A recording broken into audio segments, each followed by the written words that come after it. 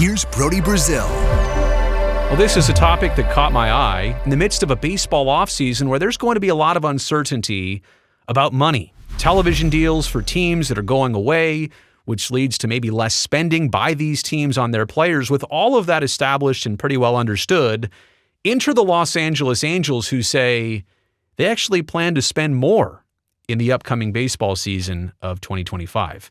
Now, to dive into the halos, we first need to consider and understand a few things. This is the same team that let Shohei Ohtani walk away and got nothing in return. They could have traded him at the deadline of 2 years ago, got something back, got a whole team back.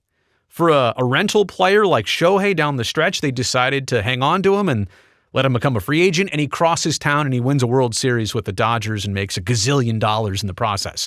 They let Shohei Ohtani walk. Okay. This is also a team that's always usually spending already. It's not to say that they weren't spending before. In fact, they're usually right around the league median of teams spending, 15th or 16th overall. I think this year, $160 million plus is what they spent. So they've always spent, but they've also never been healthy. Their spending doesn't seem always wise in reverse. Not to say that they've been totally irresponsible, but it just always never seems to work out for what they spent on and ultimately what they got. And Mike Trout's a different situation. You got to lock down Trout, but the poor guy has had so many different injuries and now the knees.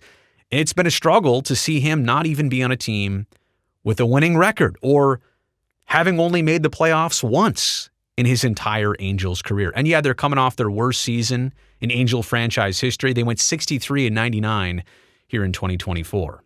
And so they've also got an ownership stake in the TV network that carries their games.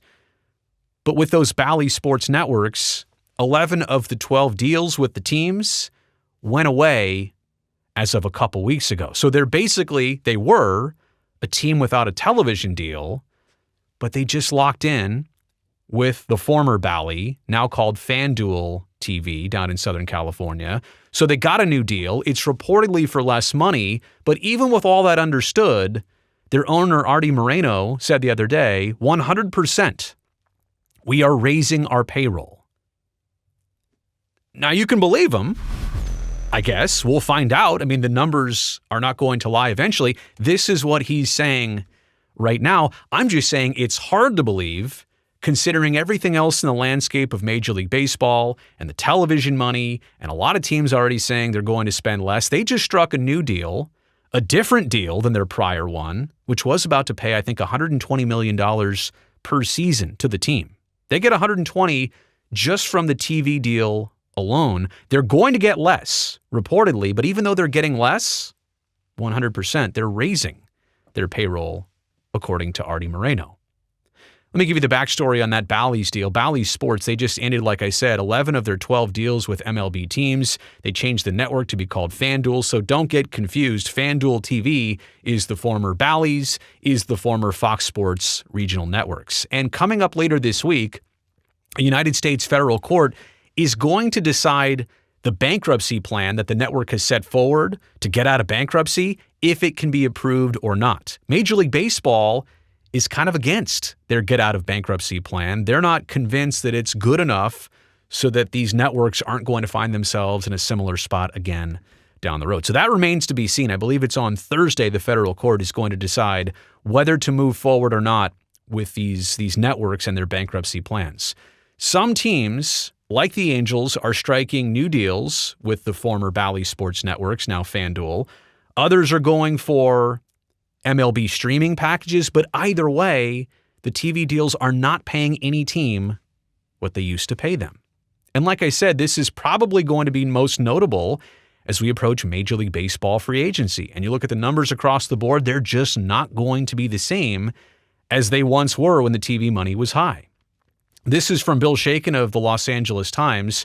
When the television company that airs the Angels games filed for bankruptcy last year, the team appeared to be faced with a stark choice: take less money to stay on its longtime broadcast home, or take much less money now in the hope that a streaming-first alternative would pay off later. That paragraph right there spells it out completely. You can either take less money to be on a similar deal with your previous partner, which is what the Angels have done, or take a lot less money and join on this MLB streaming thing, which has not been fully developed yet, doesn't pay out like the TV deals ever did, may never pay out like the TV deals ever did. He says, Bill Shaken does, the Angels, have reached a new television deal and retained enough revenue that payroll will not be cut.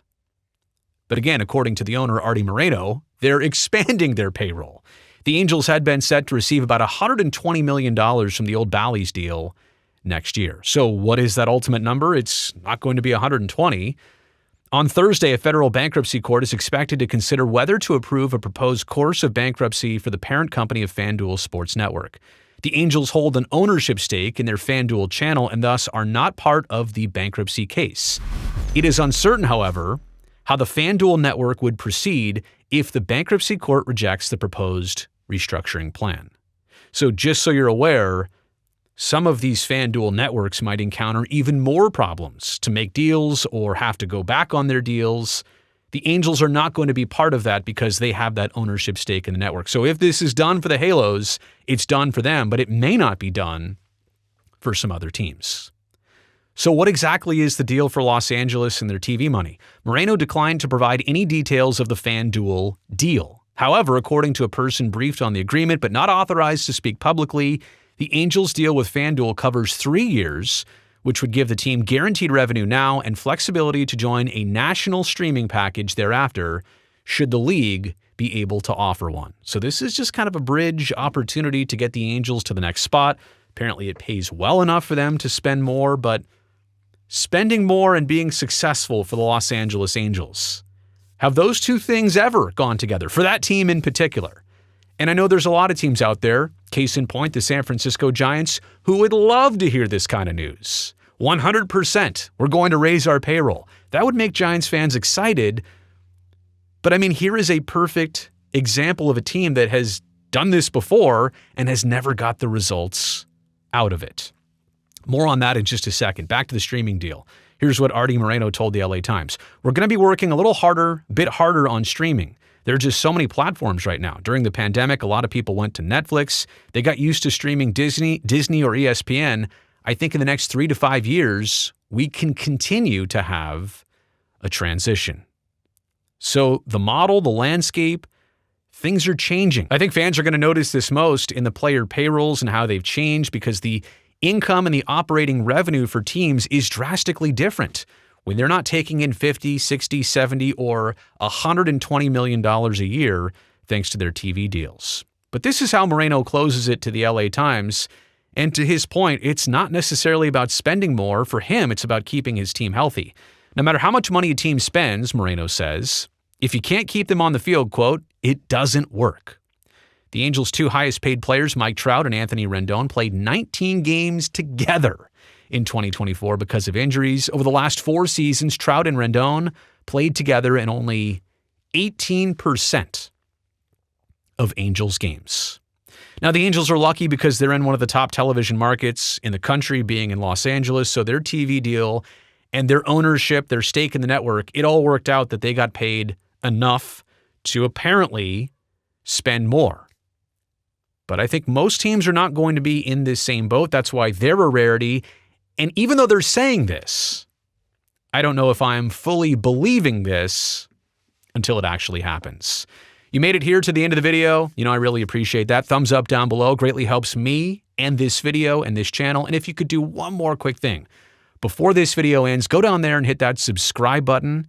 That way I can definitely see you back here next time.